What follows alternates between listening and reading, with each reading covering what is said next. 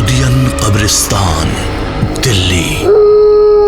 दिल्ली में कश्मीरी गेट के पास स्थित है लोदियन कब्रिस्तान, जिसे लोदियन सेमेट्री भी कहा जाता है। कहा जाता है कि ये कब्रिस्तान 19वीं सदी में भारत की सबसे डरावनी जगह हुआ करती थी। इस कब्रिस्तान का निर्माण 1808 में अंग्रेजों ने करवाया था, जो उनका मुख्य कब्रिस्तान हुआ करता था।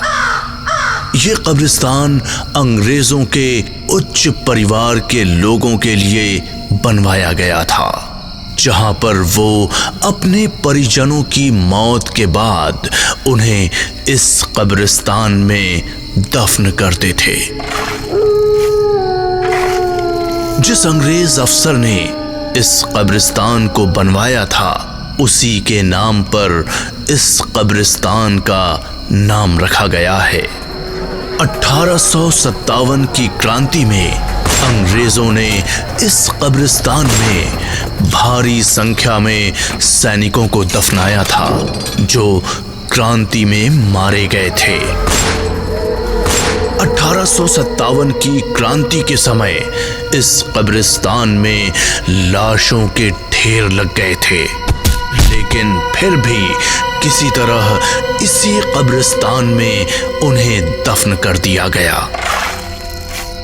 इस कब्रिस्तान के बारे में एक अन्य तथ्य ये भी है कि 18वीं सदी से पहले यह कब्रिस्तान मुस्लिम लोगों का हुआ करता था, लेकिन जब अंग्रेज यहां पर आए तो उन्हें यह कब्रिस्तान भा गया। इसलिए उन्होंने इस कब्रिस्तान में पहले से दफन लाशों को निकलवाकर एक ईसाई कब्रिस्तान में तब्दील कर दिया। जिन लाशों को इस कब्रिस्तान से निकाला गया था, उनकी अतृप्त आत्माएं आज भी इस कब्रिस्तान में घूमती रहती हैं। कब्रिस्तान में दफनाए हुए एक अंग्रेज अफसर की कहानी बहुत प्रसिद्ध है।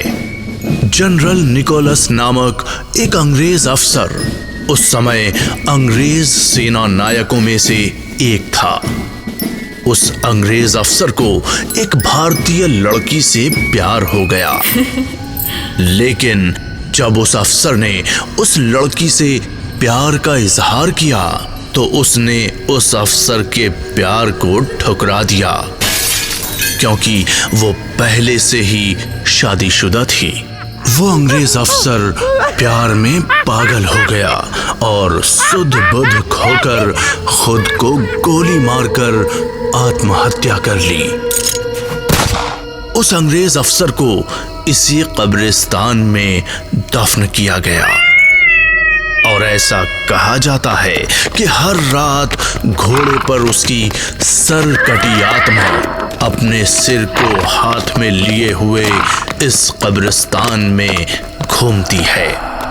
तब से इस कब्रिस्तान में रात में कोई नहीं जाता।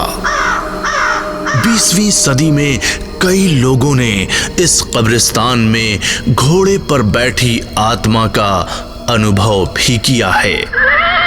यह किस्सा सोचकर ही बहुत भयावह लगता है।